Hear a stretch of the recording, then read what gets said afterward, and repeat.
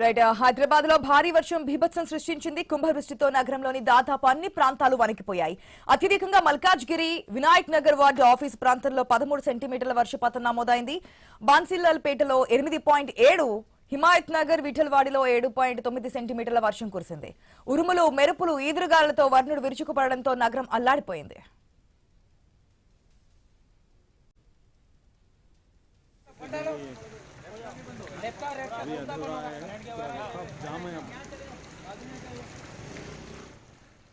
హైదరాబాద్ లోని వర్ష ప్రభావిత ప్రాంతాల్లో హైడ్రా కమిషనర్ రంగనాథ్ పర్యటించారు. ట్యాంక్ బండ్ పరిసరాలను పరిశీలించారు. క్షేత్రస్థాయిలో డీఆర్ఎఫ్ చేస్తున్న పనులను పర్యవేక్షించారు. ట్యాంక్ బండ్ నుంచి సికింద్రాబాద్ వెళ్లే మార్గంలో భారీగా నీరు నిలిచిపోయింది.